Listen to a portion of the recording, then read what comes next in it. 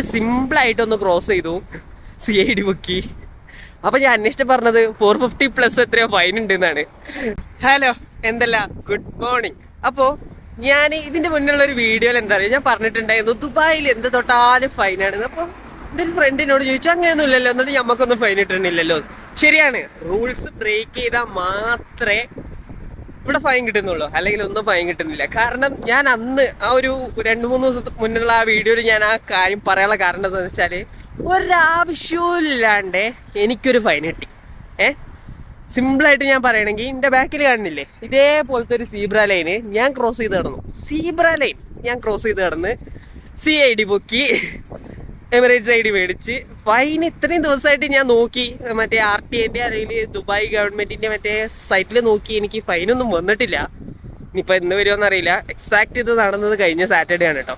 അപ്പൊ എന്താന്ന് വെച്ചാല്, സിഗ്നൽ ലൈറ്റ് റെഡിലായിരുന്നു. അപ്പൊ നമ്മള് ക്രോസ് ചെയ്യാൻ പാടില്ലാന്നാണല്ലോ. പക്ഷെ അതൊരു പോക്കറ്റ് റോഡാണ്, മെയിൻ റോഡല്ല. പക്ഷേ നോക്കുമ്പോ ഒരു വണ്ടിയില്ല, ഒന്നുമില്ല, ഒരു മനുഷ്യനും ഇല്ല. ഞാൻ ജസ്റ്റ് സിമ്പിൾ ആയിട്ടൊന്ന് ക്രോസ് ചെയ്തു, CID ബുക്കി.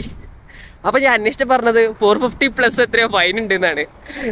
കിട്ടിക്കഴിഞ്ഞാൽ പോയി, അത്ര തന്നെ. പക്ഷെ കിട്ടിയിട്ടില്ലെങ്കിൽ രക്ഷപ്പെട്ടെ. അപ്പൊ അതുകൊണ്ടാണ് ഞാൻ പറഞ്ഞത് ദുബായിൽ എന്തെടുത്താലും ഫൈനാണ് എന്നുള്ളത്. വേറൊന്നല്ല, ഇതാണ് സംഭവം.